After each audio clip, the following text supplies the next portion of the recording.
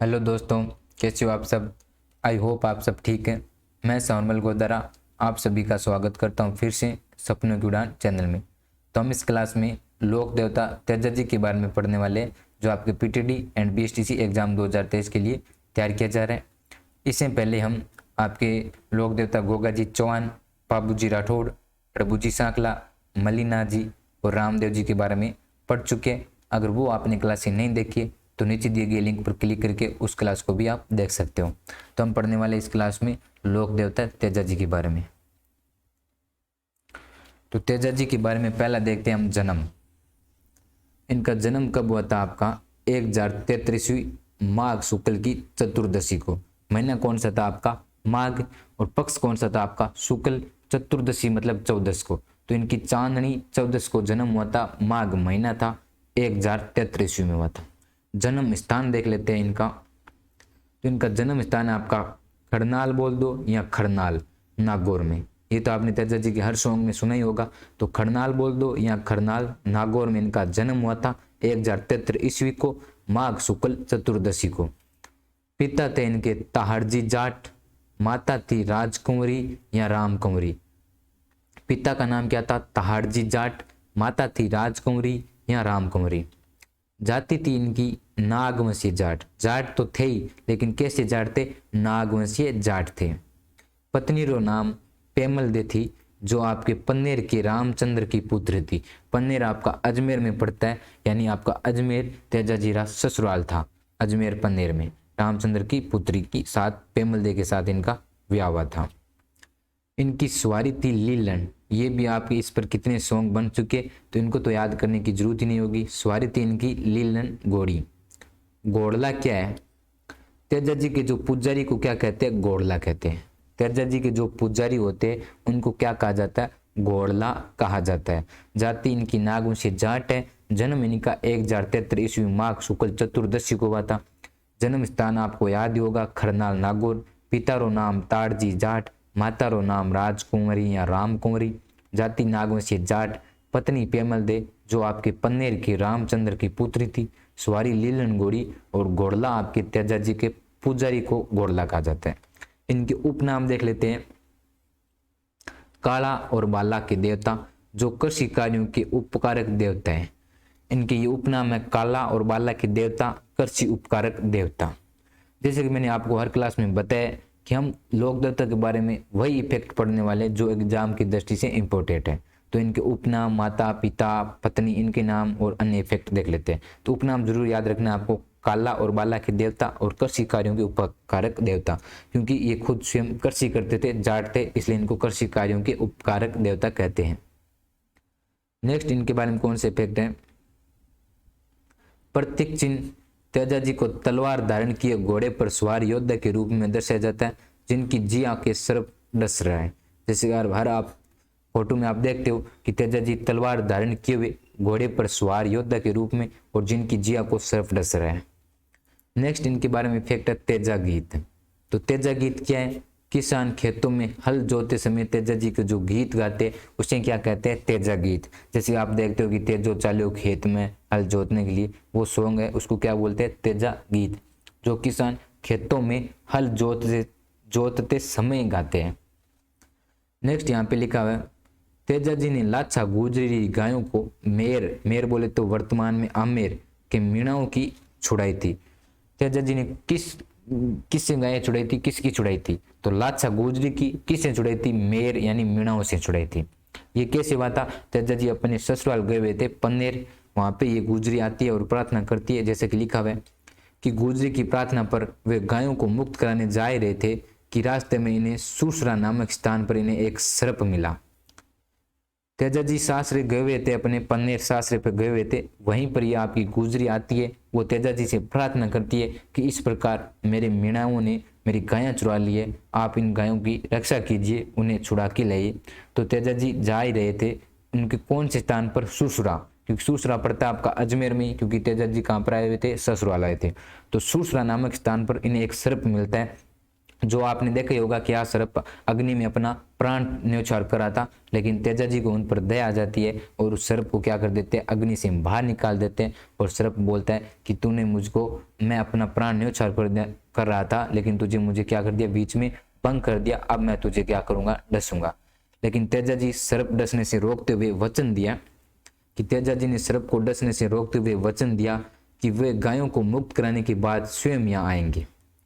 जैसे कि मैंने आपको लोक देवता की पहली क्लास में परिभाषा बताई थी कि वो अपने वचन के लिए क्या कर देते थे, प्राण दे देते थे। तो उन्होंने बोला कि मैं लाचा गुजरी से वचन दे के आया हूँ कि उनकी गायें जरूर छुड़ाऊंगा, तो आपको भी वचन देता हूँ कि मैं गायों को छुड़ा के आते ही आपके पास वापस आऊँगा और आप मुझे उस समय डस लेना।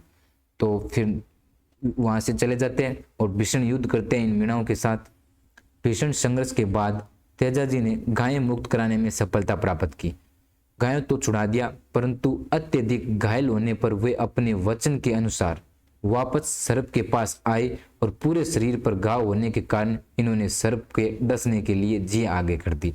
यानी पूरे शरीर पर घायल होने के कारण इस सांप ने बोला कि मैं अब आपको कहाँ पर डसूं, आपके पूरे शरीर पर घाव है। तो तेजा जी ने बोला कि अभी भी एक जगह आप कोई भी घाव नहीं है, और अपनी जिया आगे करते हैं और उनको पर क्या कर लेते हैं, सांप डसा लेते हैं। इस प्रकार तेजा जी की क्या होती है, मृत्यु होती है, अपने वचन के पक्के रहे थे। नेक्स्ट जैसा कि ये तो सेम रिपीट कर दिया गया यहाँ पे सर्पदंश के कारण सुरसुरा जो किशनगढ़ रियासत अजमेर में पड़ता है, भाद्रपद शुक्ल दशमी की इनकी मृत्यु हो गई थी। यानी जो हम मेला या जो भी पढ़ते हैं वो भाद्रपद शुक्ल दशमी को पढ़ते हैं, क्योंकि इनका जन्म तो आपके माघ महीने में हुआ था। जो भाद्रपद शुक्ल दशमी की इनके क्या हो जाती है, मृत्यु हो जाती है सांप के डसने के कारण। इनका जो अजमेर व नागौर में विशेष पूजनीय है। अजमेर इनका ससुराल है, नागौर इनका जन्म है, तो इनको क्या है, इन पर विशेष पूजनीय है। मेला बढ़ता है आपका प्रति वर्ष तेजा दशमी, और तेजा दशमी कब आती है, भाद्रपद शुक्ल दशमी। क्योंकि तेजा दशमी क्यों कहते हैं, इसी दिन तेजा जी को क्या डसा था, सांप डसा था और इनकी मृत्यु हुई थी। जो आपके पर्वतसर नागौर में भव्य पशु मेला बढ़ता है आपका प्रति वर्ष तेजा दशमी के दिन, और तेजा दशमी कब आती है, आपके भाद्रपद की शुक्ल दशमी को। नेक्स्ट यहाँ पे लिखा हुआ है प्रमुख पूजा स्थल, यानी जो प्रमुख पूजा स्थल कौन कौन से इनके, सेंद्रिया, भावता और सुरसुरा, ये तीनों ही आपके अजमेर में इनके प्रमुख पूज्य स्थल है। सेंद्रिया, भावता और सुरसुरा। पर्वतसर और खरनाल ये दोनों नागौर में, बांसी दुगारी बूंदी में, ये इनके प्रमुख पूजा स्थल है। तो आपके सेंद्रिया, भावता और सुरसुरा ये तो आपके अजमेर में, पर्वतसर, खरनाल नागौर में, बांसी दुगारी बूंदी में, ये इनके प्रमुख पूजा स्थल है। नेक्स्ट एंड लास्ट बात लिखी हुई है यहाँ पर, भारतीय डाक विभाग द्वारा वर्ष 2011 में तेजा जी पर डाक टिकट जारी किया गया था। कब किया गया था डाक टिकट जारी, 2011 में डाक टिकट किया गया था जारी। नेक्स्ट देखते हैं हम, तो तेजा जी के बारे में तो इतनी बात थी। नेक्स्ट हम एक छोटे से लोक देवता के बारे में और बात कर लेते हैं, बाबा तल्लीनाथ जी। मल्लीनाथ जी के बारे में बात कर चुके, अब हम बात करें लोक देवता तल्लीनाथ जी। इनके पिता का नाम था बिरमदेव। पिता का नाम क्या था, बिरमदेव। वास्तविक नाम था इनका गांगदेव राठौड़। उपनाम ओरण के देवता, इनके उपनाम क्या है, ओरण के देवता। धार्मिक मान्यताओं के अनुसार पशुओं के चरने के लिए जो रिक्त स्थान छोड़ा जाता है उसे ओरण कहते हैं।